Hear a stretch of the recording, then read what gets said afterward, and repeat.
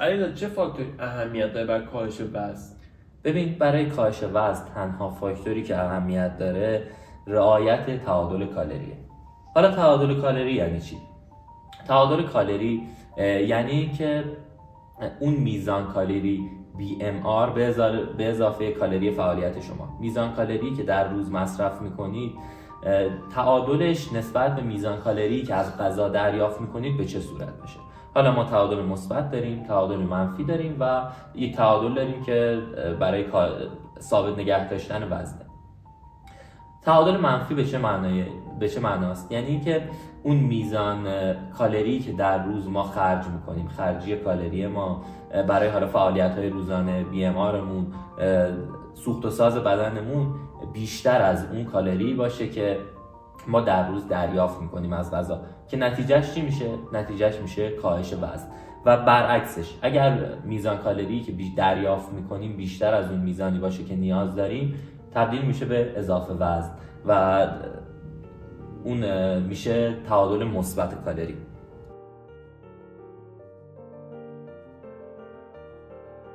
پس علیرضا نوع تمرین و نوع رژیم توی کجا اهمیت داره؟ ببین، ما گفتیم که برای کم کردن وزن و زیاد کردن وزن تعادل کالری باید برقرار باشه و خب اگر اینطوری باشه که فقط تعادل کالری مهم باشه برای کاهش وزن یا افزایش وزن، پس این همه تنوع سیستم تمرینی، این همه تنوع رژیمی، اینا چه معنی داره؟ اصلا برای چی هست؟ همه اینا برمیگرده به ترکیب بدنی. همونطور که داخل اولش توضیح دادم که چه تمرینی بیشتر برای کاهش چربی تاثیر داره. ما خیلی از تمرین‌ها داریم که باعث کاهش توده چربی میشه، خیلی باعث کاهش توده عضلانی میشه.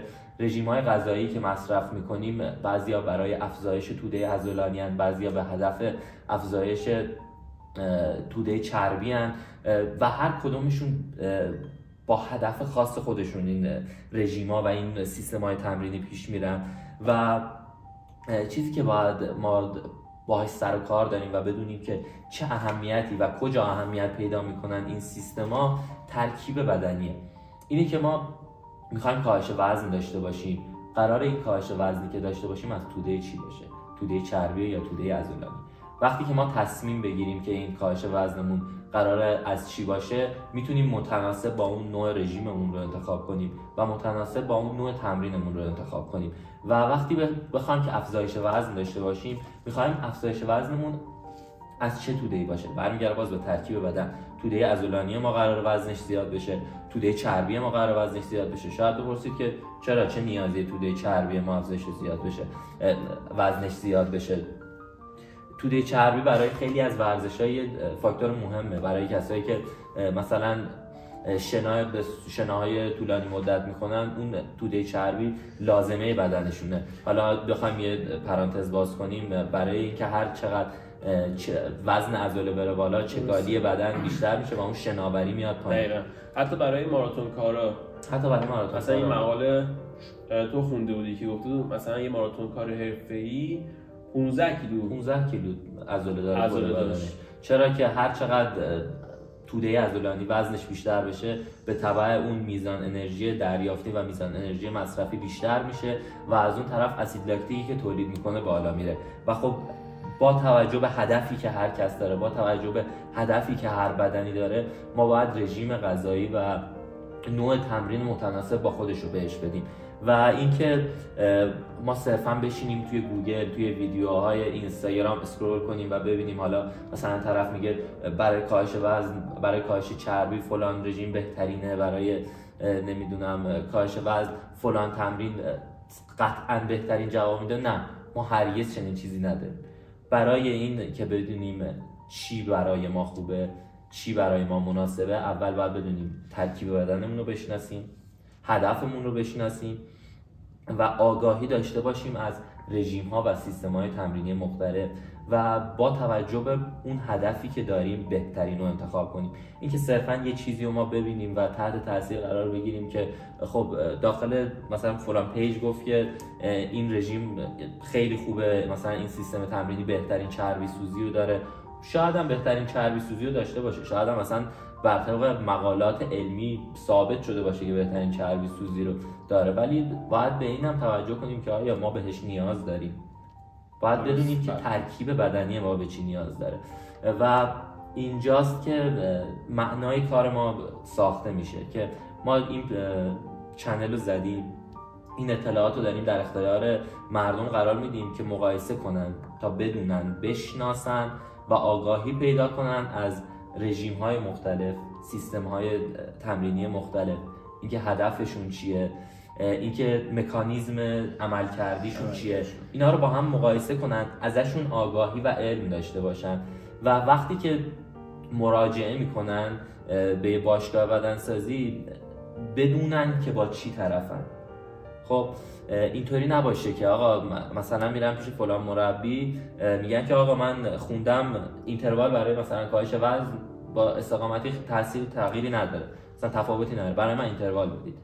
خب از کجا معلوم که شما مثلا کدومش چربی سوزی نیاز داری یا باید کربوهیدرات مصرف کنی؟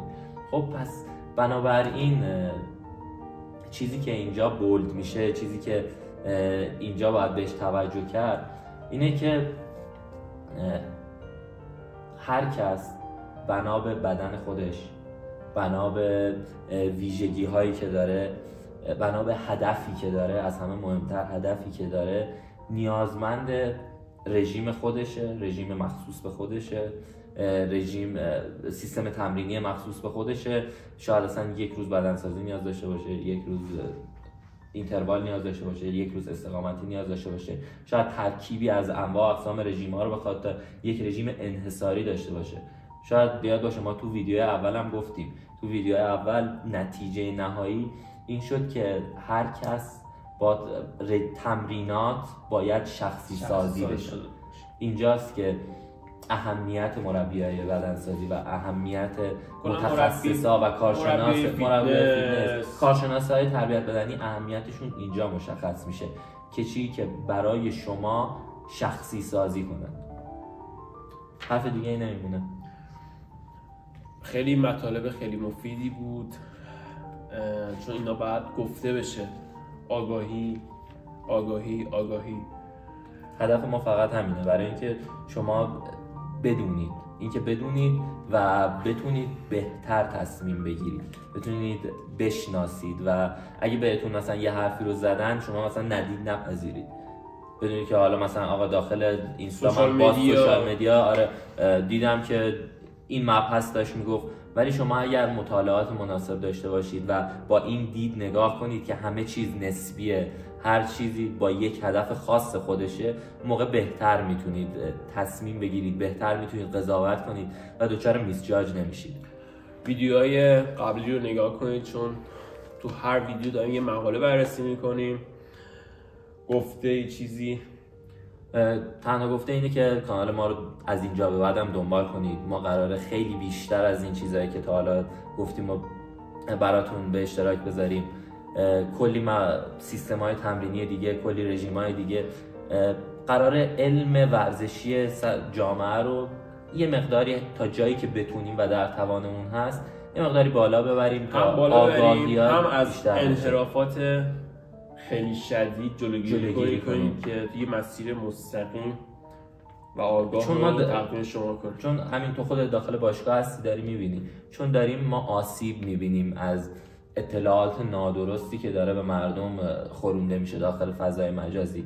اطلاعاتی که نادرست هم نیستن، شاید اگر مثلا بیسش رو پیگیری بکنیم اطلاعات درستن، مثلا علمی هن، ولی اینکه کجا کاربرد دارن، چرا کاربرد دارن، اینا رو باید شما با یه متخصص، با یه کارشناس تربیت بدنی، با یه مربی، با کسی که علم و مطالعه داره توی این زمینه بررسی کنید. تا ویدیوهای بعد، بای. درود.